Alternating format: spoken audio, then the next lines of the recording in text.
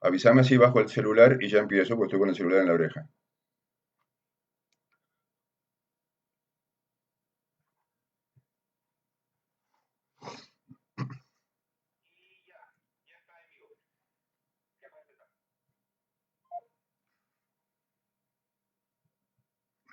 Bueno, buenos días a todas y a todos los que... Buenos días a todas y a todos los que están presenciando esta transmisión. Vamos a tratar de compartir en la próxima hora algunas ideas en torno a los sistemas alimentarios eh, sostenibles y no sostenibles en tiempos de crisis. Pero quiero referirme a una idea en particular, es la idea de protegernos de nosotros mismos, enfrentar la pandemia desde una perspectiva de sistemas alimentarios, desde mi punto de vista, tiene que llevarnos a, de una vez por todas, protegernos de nosotros mismos. En un día como hoy, el 22 de abril, que es el Día de la Tierra, estamos todos guardados, todos encerrados, con este distanciamiento físico, pero hoy la Tierra nos recuerda que la Tierra no es nuestra, sino que nosotros somos de la Tierra. Y eso es importante tenerlo en cuenta. ¿Cómo impactan las pandemias en los sistemas alimentarios? Y no me voy a referir exclusivamente al COVID, porque nuestros sistemas alimentarios están impactados también por otra pandemia, que ya veremos. Lo primero que voy a hacer es tratar de avanzar con ustedes en una idea de sistema alimentario sostenible y resiliente como la que estamos trabajando nosotros, junto con la Municipalidad Metropolitana de Lima, con una diversidad de actores liderados por la Comisión de Salud de los regidores y por la Subgerencia de Desarrollo Productivo, desde ECOSAD, desde RUAF, desde Ricolto, que son organizaciones con las que venimos trabajando esto en alianza con otros actores. Pensamos que los sistemas alimentarios sostenibles y resilientes tienen algunas características. Hay una idea inicial para entender el sistema alimentario que es la idea de conectar lo que se llaman los eslabones de la cadena alimentaria. La producción, la distribución y la logística, la comercialización, el consumo y la gestión de residuos. Pero esto hay que entenderlo en una clave de escalas de intervención. No es lo mismo cómo se expresa un sistema alimentario desde una cadena de valor a una mirada de escalas de intervención. Entonces, para entender los sistemas alimentarios hay que entenderlos en la dimensión de barrio y vecindario alimentario, de distrito, de región metropolitana, de país y también de planeta. Pero adicionalmente hay que entenderlo desde la mirada de distintos actores. Una cosa es entender el sistema alimentario desde el sector público y otra muy distinta desde la sociedad civil, el sector privado o la academia. Pero finalmente existen un conjunto de dimensiones del sistema agroalimentario que nos ayudan a entender cómo se expresa esos eslabones de la cadena, esas escalas de intervención y esos actores. Y estas dimensiones refieren a los derechos a la alimentación, a la ciudad y a un ambiente sano, la noción de entornos alimentarios saludables, la noción de resiliencia del sistema alimentario, la noción de seguridad alimentaria con soberanía y la gobernanza del sistema. Entender un sistema alimentario sostenible y resiliente es una tarea compleja.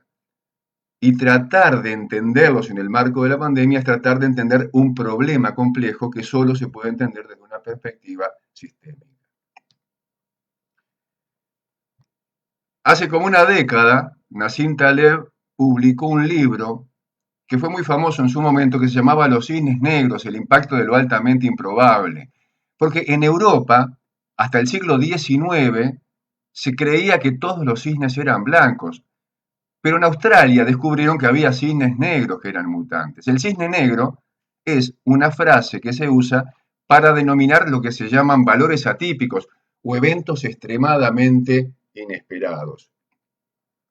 La fuerte disrupción que tenemos ahora, provocada por el COVID-19 en los sistemas alimentarios, nos está alertando sobre la aparición de nuevos cisnes negros. Y en realidad no tan nuevos, porque hay un debate global en torno a los sistemas alimentarios y las enfermedades no transmisibles que ya tiene al menos una década. Un debate que tiene entre las instituciones que lo están promoviendo, algunas agencias del sistema de Naciones Unidas como la FAO o la OPS-OMS, la academia, Nature, The Lancet, un conjunto de revistas que publican artículos de investigación científica y las universidades que los respaldan. En el mundo, y notarán que puse el mapa de Peters, que es un mapa que trata de mejorar la representación gráfica de los continentes al llevar una esfera a un plano, 815 millones de personas padecen hambre. 650 millones sufren de obesidad y un poco más de 2.000 millones se encuentran malnutridos. En Perú, y puse el mapa de Lima en particular, estos datos son para Lima, y el mapa es el mapa de los casos de COVID de ayer, el 26% de la población tiene sobrepeso y el 19% de la población tiene obesidad. Un 45% tiene sobrepeso y obesidad. Y un 12% de la población mayor de 15 años es hipertensa. Esto no es producto del COVID. Esto es producto de otra pandemia, que son las enfermedades no transmisibles. En realidad, a lo largo de la historia, la humanidad siempre ha procesado alimentos. Pero ¿cuál es la diferencia que hay entre una naranja, un queque de naranja y una gelatina de sabor naranja? La naranja es un alimento natural o natura. Un queque es un alimento procesado. Es decir, a esa naranja se le han agregado otros productos, generalmente azúcares, sales, o algunos productos para procesarlo, darle una forma diferente y conservarlo por un tiempo mayor. Pero una gelatina de naranja es un alimento ultraprocesado. Es un producto alimenticio, no un alimento, que no tiene naranja. Si nosotros entendemos que los alimentos ultraprocesados, como parte de un sistema agroalimentario, ya estaban generando un aumento de las que son llamadas enfermedades no transmisibles, y que esto, por el volumen que tenía en el mundo, por algunos investigadores ya era considerado una pandemia, también tenemos algunas reacciones. Por ejemplo, en Ecuador, las guías alimentarias basadas en alimentos utilizan el concepto de el NOVA para clasificar alimentos.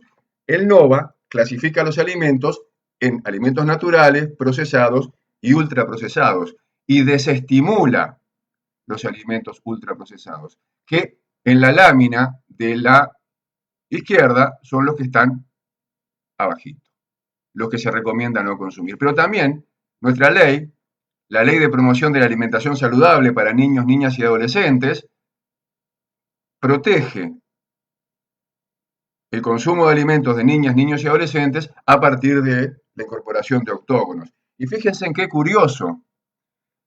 Se aprobó en el 2013, pero recién se reglamentó en el 2017 y en el medio de una polémica que ustedes recordarán, al menos quienes son peruanos y escuchan esta transmisión, en el medio de una polémica que involucró actos de presunta corrupción.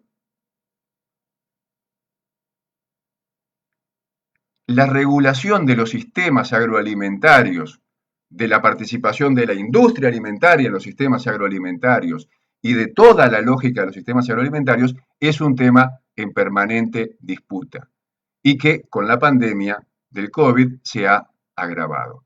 Yo creo que es un excelente momento para que repensemos, también desde la perspectiva de las pandemias, desde la enfermedades no transmisibles, cuál es la función que debe tener un sistema agroalimentario en países como los nuestros.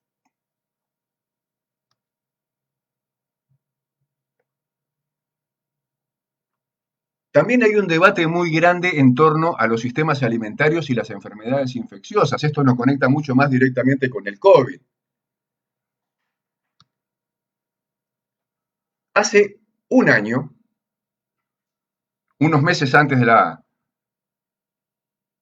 la pandemia, Natur publicó un artículo en el que decía que alimentar a 11.000 millones de personas al 2030, al 2040, implicaría o requeriría aumentar la producción de cultivos animales que ampliarán el uso agrícola de antibióticos, agua, pesticidas y fertilizantes, aumentando el contacto entre los seres humanos y los animales salvajes y domésticos con consecuencias para la propagación y aparición de nuevos agentes infecciosos. Y en el estudio mencionan que desde 1940 la agricultura se asoció con el 25% de todas las enfermedades infecciosas que surgieron en humanos y con el 50% de la zoonosis, porque la presión de los sistemas agroalimentarios a partir de la agricultura, la presión de las ciudades sobre las áreas naturales en las que viven animales salvajes, generan un impacto muy fuerte en la aparición de enfermedades infecciosas y de zoonosis. Dicho de otra forma, aumenta la población y también aumentan las poblaciones vulnerables y la pobreza. Esa población es urbana, aumentan las áreas urbanas,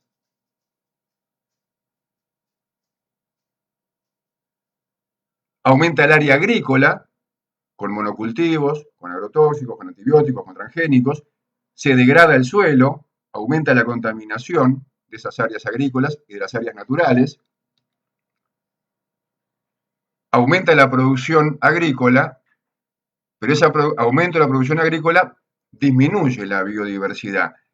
Y esa disminución de la biodiversidad aumenta gases de efecto invernadero, cambian los hábitats y cambia la dinámica de las especies silvestres, aumentan las especies exóticas y las especies invasoras para satisfacer la demanda de alimentos, que origina un aumento de las enfermedades no transmisibles y de las enfermedades infecciosas humanas.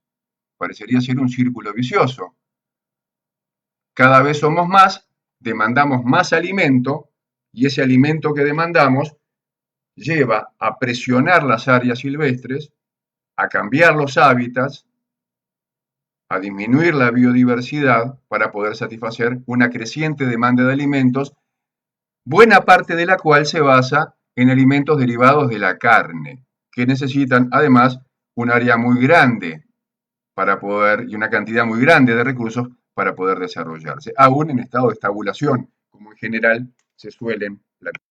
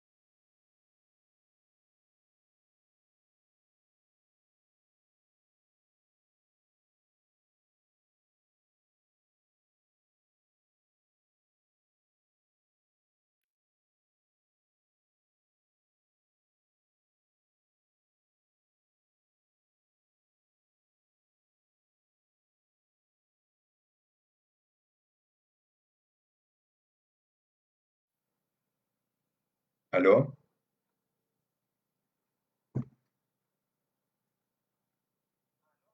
Sí, tuve un pequeño problema con el internet. ¿Ya está conectado de vuelta?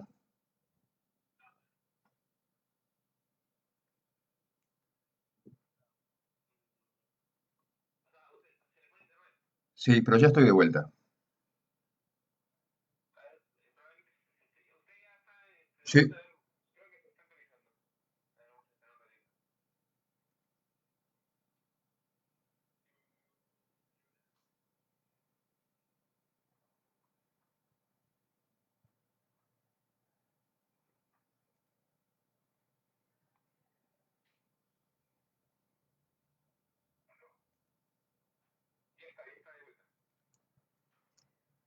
bien, un pequeño problema con el internet. Entonces, el aumento de la, el aumento de la población nos trae una demanda alimentaria creciente que tiene que ser satisfecha. Esto,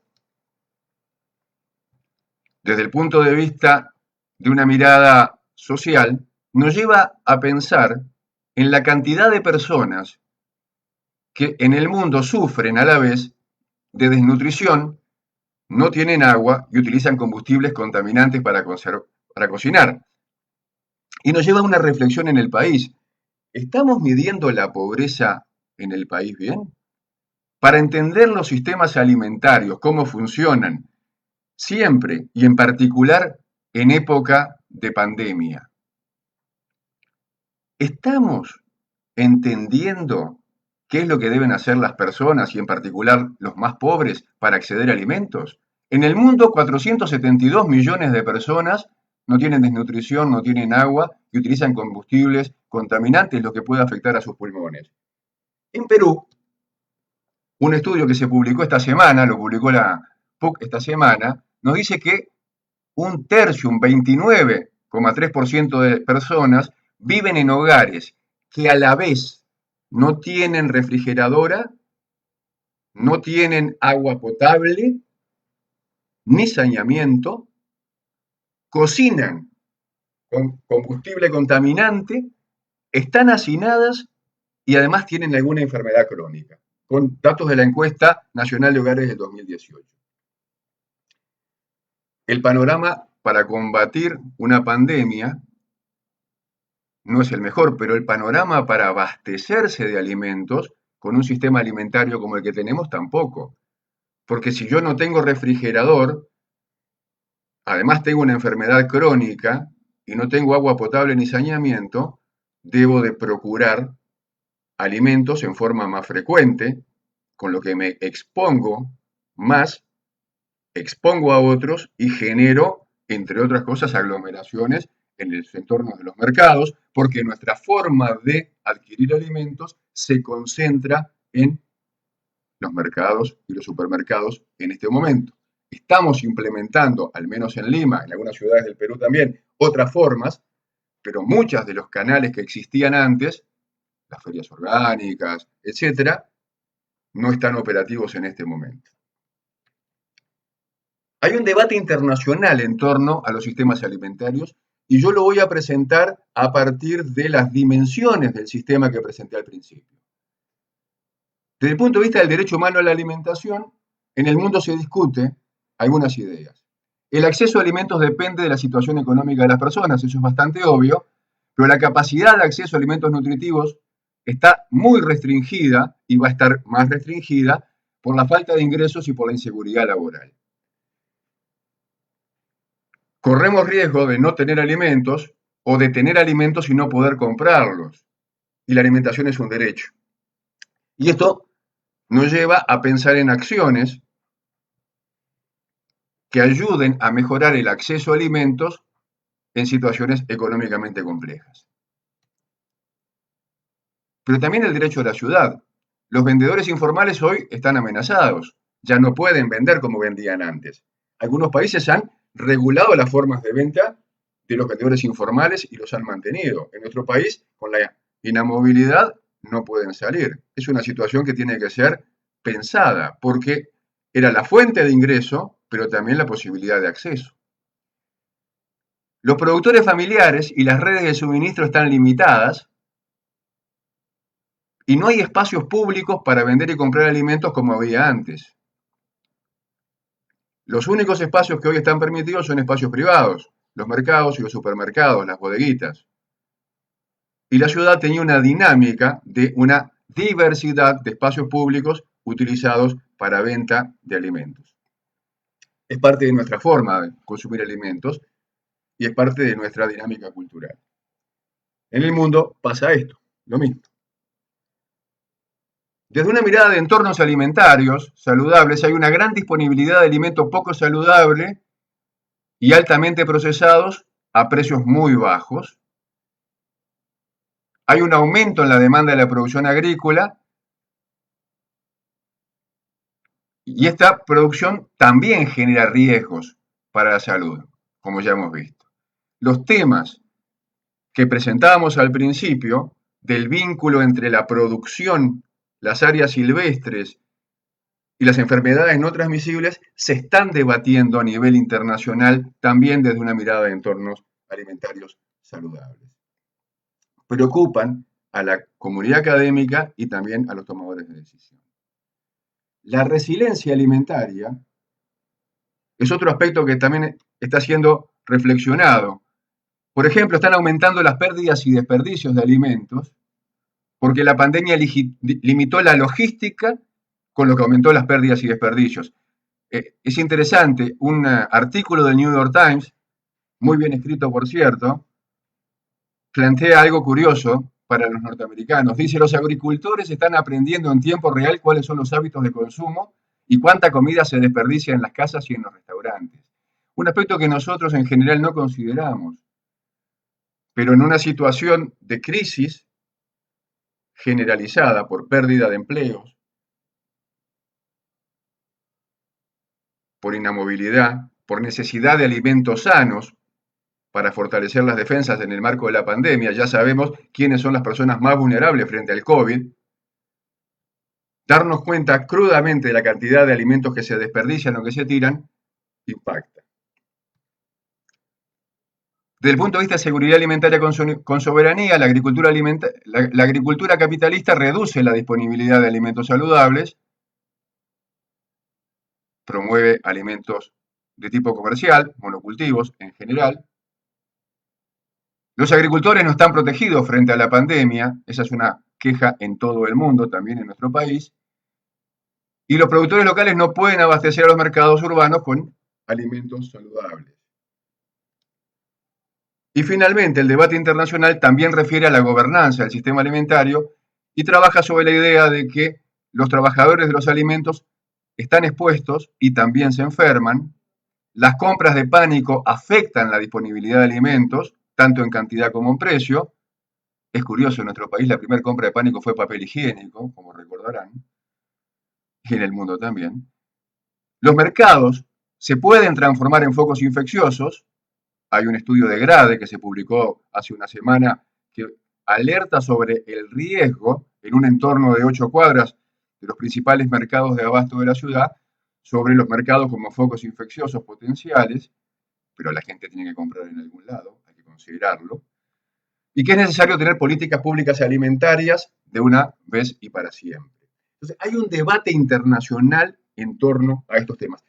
Uno, para poder entender este debate internacional en el país, por ejemplo, debería de entender cuál es la oferta de alimentos, sumarlo a los niveles socioeconómicos de los distritos en los que está trabajando y entender, por ejemplo, dimensiones como la población flotante. Este es un estudio que estamos haciendo en este momento con un grupo de investigadores vinculados a ECOSAT, RUAF, RICOLTO, con el apoyo de la Universidad del Pacífico, junto con la Municipalidad Metropolitana de Lima, con la Subgerencia de Desarrollo Productivo, y entender los sistemas alimentarios en el territorio desde una perspectiva de datos que ya tenemos, también nos ayuda a tomar mejores decisiones en torno al sistema alimentario.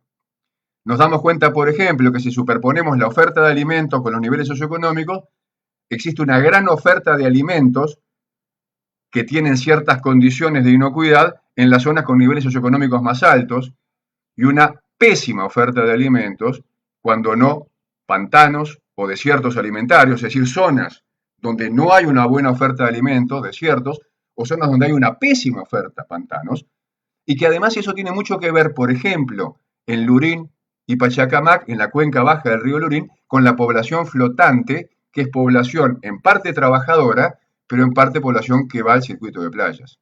Entonces, la inequidad de la oferta alimentaria, su distribución en el territorio y su carácter eminentemente privado hacen que el sistema agroalimentario pueda transformarse en una bomba de tiempo adicional, que antes se disimulaba porque uno podía moverse, los que tenían posibilidades, claro, pero ahora pasa a ser determinante comprender cómo se expresan en el territorio estos sistemas agroalimentarios. Rostom, en el 2009, hace más de 10 años, publicó un artículo que ha sido muy mencionado, que se llama Los límites planetarios. Rostom lo que nos decía es la Tierra es un ecosistema, y como ecosistema tiene límites. Sobre algunos límites no sabemos nada, y otros límites ya los sobrepasamos, y los sobrepasamos hace tiempo. La capacidad de resiliencia del planeta también se ve amenazada. Entonces, la dimensión ecosistémica y ambiental también es determinante para entender los sistemas agroalimentarios y una mejor forma de promoverlos. Por ejemplo, un aumento del 1% en el Producto Bruto Interno de un país se asocia con un aumento de entre 0,5 y 0,8% en las emisiones de gases de efecto invernadero. En realidad, los carritos de compra se llenan de diversas formas, porque los actuales patrones de consumo tienen consecuencias muy importantes sobre los ecosistemas y la alimentación. No toda la población tiene patrones de consumo similares, y un sistema agroalimentario sostenible y resiliente debe de garantizar un consumo que sea sostenible y resiliente, una alimentación saludable para el conjunto de la población. Y esa es una responsabilidad de todos, no del mercado ni del Estado, ni de los productores y los consumidores, de todos. En realidad, yo creo que si desaparecemos como especie, nadie va a extrañarnos. Hoy en el Día de la Tierra, sabemos que en Lima se están registrando los promedios semanales más bajos de materia particulada fina en el aire de los últimos 3 años. Y las fotos que publicó la NASA de China y la disminución de los gases de efecto invernadero es impresionante. Y son del 1 de enero y del 10 de febrero. Entre el 1 y el 20 de enero y entre el 10 y el 25 de febrero, en ese periodo. Si desaparecemos como especie, nadie va a extrañarnos. En los informativos, en las redes, circulan videos y fotos de especies de animales, y si los dejamos dentro de poco, también de plantas, invadiendo las ciudades, volviendo a espacios que no podían ocupar porque una especie, una, entre tantas, los seres humanos, habíamos ocupado el espacio en una forma alarmante. Algunos dicen incluso que somos una plaga.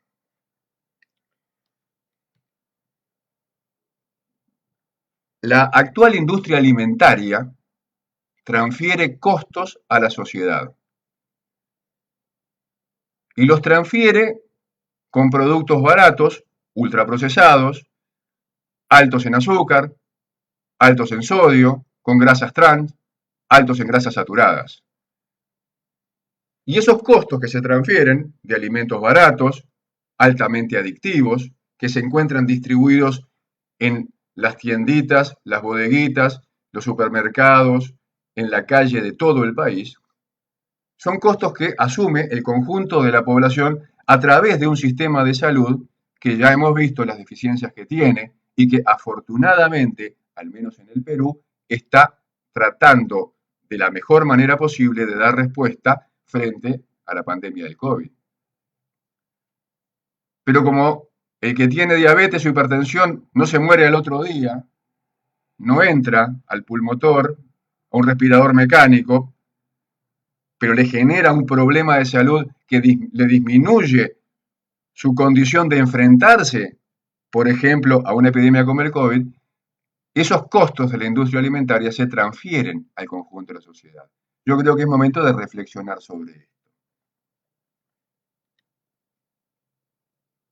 En definitiva, el COVID impacta tanto como la alimentación en toda la población y también en las poblaciones más vulnerables. Por eso al principio me refería a las pandemias y no exclusivamente a la pandemia derivada del COVID-19.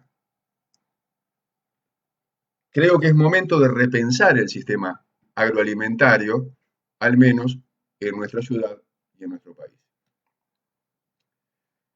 Si seguimos la lógica del respirador mecánico, antes del aislamiento físico obligatorio, cada persona se abastecía de alimentos como podía. Y no todos consideraban si sus alimentos eran saludables o no. A veces por precio, a veces por hábito, a veces por falta de información, en fin. Con el COVID-19, tanto las personas como las empresas necesitan respiradores mecánicos para no morir. Y cuando me refiero a las empresas, me estoy refiriendo en este caso a las empresas del sector alimentario en particular, pero en general es a todas. Ahora bien, la pregunta es, ¿qué respirador mecánico necesita el sistema agroalimentario para ser sostenible y resiliente? Una forma de entender el problema es ver las acciones que está tomando el gobierno. Transferencias, subsidios, préstamos, facilidades tributarias, en fin. En un momento como el que estamos, este tipo de acciones buscan que la cadena de pagos no se corte, que los productores sigan produciendo, que los mercados alimentarios se sigan abasteciendo y que los consumidores sigan consumiendo. ¿Esto está mal? No, no está mal. Esto está bien. Pero nos remite a una idea que es volver al mismo sistema agroalimentario que teníamos antes. Y yo creo que si bien ahora tenemos que transferir recursos, hacer subsidios, generar nuevos préstamos con mejores tasas y más facilidades tributarias para las personas y las empresas, y el gobierno peruano al menos lo está haciendo de manera ejemplar, 12% de su Producto Bruto va a estar invertido en los próximos años, ya empezó a invertirse y va a estar invertido en los próximos años para enfrentar la pandemia. También es una oportunidad de pensar si el sistema agroalimentario que tenemos es el mejor. No porque vayamos a superar la pandemia va a mejorar. Todo parecería indicar que otras pandemias pueden venir. Y ya teníamos una antes, la de las enfermedades no transmisibles vinculadas al sistema alimentario. Por eso, para que sea sostenible y resiliente, yo creo que debemos repensar todo el sistema agroalimentario. Evitar que colapse, para eso el gobierno está actuando, pero paralelamente generar un debate, creo yo, mucho más amplio que el que se está generando, que coloque en discusión cuál es la lógica que está detrás del sistema agroalimentario.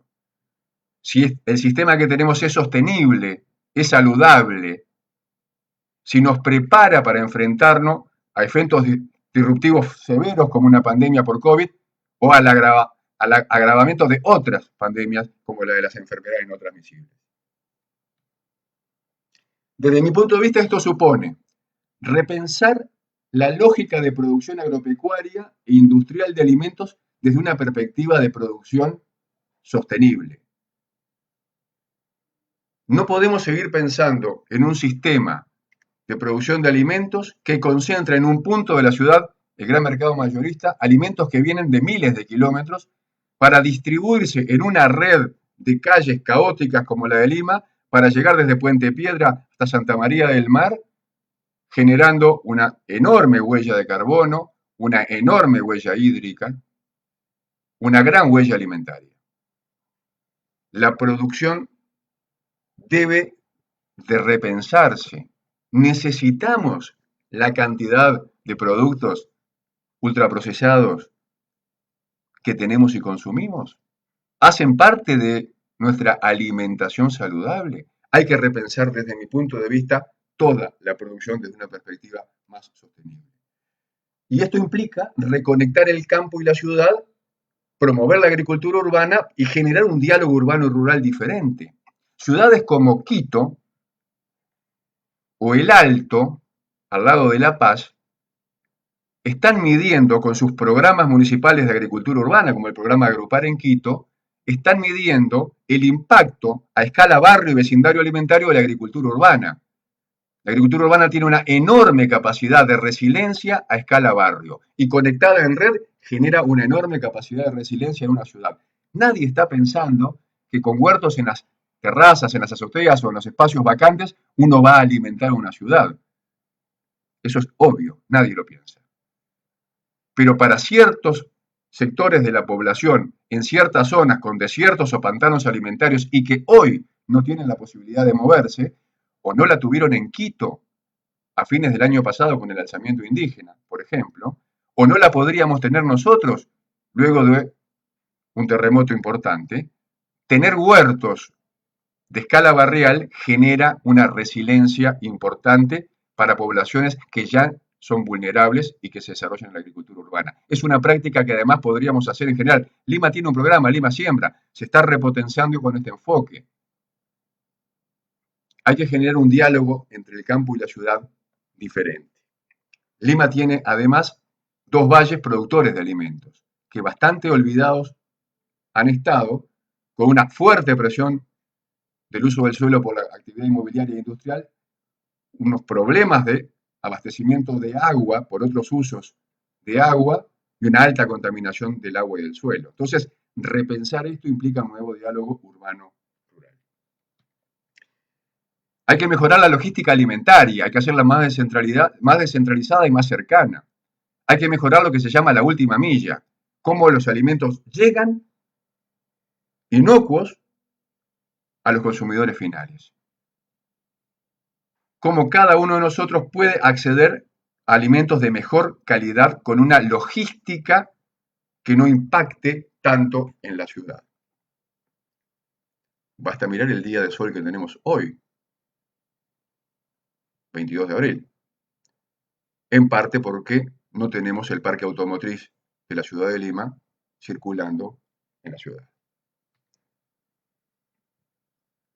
Creo que hay que fortalecer nodos alimentarios a escala de vecindario a partir de una idea de hub alimentario. La estamos trabajando en Quito y en Lima también con un equipo de investigación vinculado a Ricolto, Arrúa, Falcosada, los municipios metropolitanos y a un conjunto amplio de actores, para fortalecer la resiliencia alimentaria de escala barrio, de escala distrito y de conexión para escala nacional.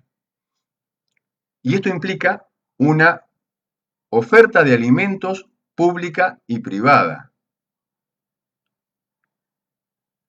Casi 4 millones de niños vieron impactada su alimentación por el cierre de las escuelas y el Caliwarma.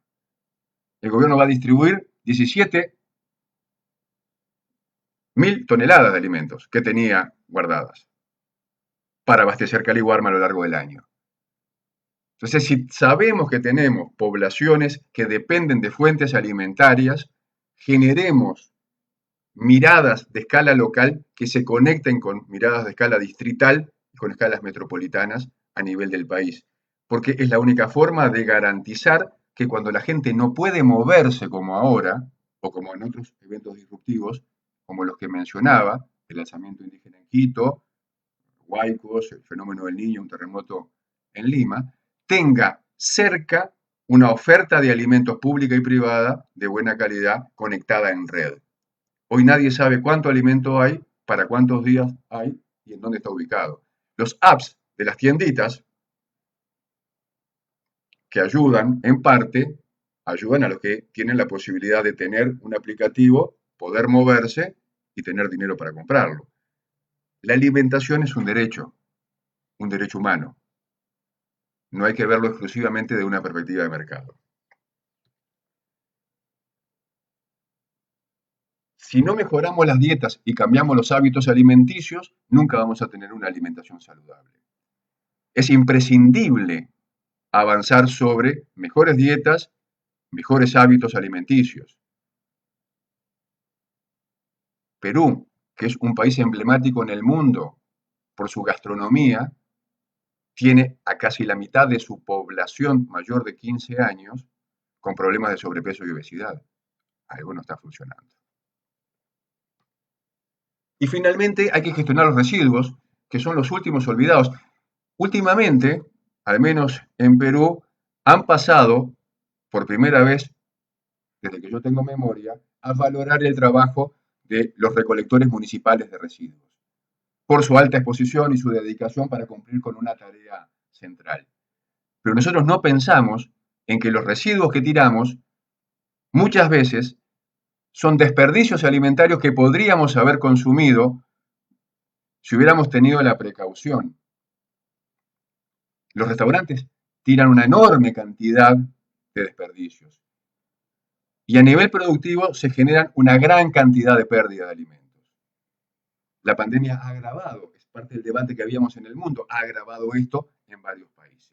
Entonces, esto supone repensar la producción sostenible, mejorar el diálogo urbano-rural, mejorar la última milla y la logística alimentaria, mejorar la resiliencia alimentaria a escala local, distrital y municipal, mejorar la alimentación saludable y disminuir las pérdidas y desperdicios. En definitiva, y para terminar, necesitamos una nueva gobernanza de los sistemas agroalimentarios que sea más democrática, más justa y sobre todo éticamente diferente. La alimentación es un acto político y cultural, no es un acto nutricional, no es un acto económico, es un acto político y cultural.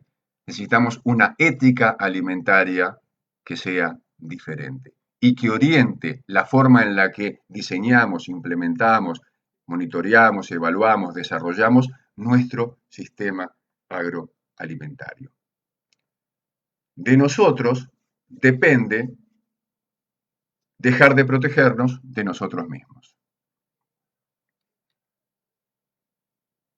Muchísimas gracias a todas y a todos.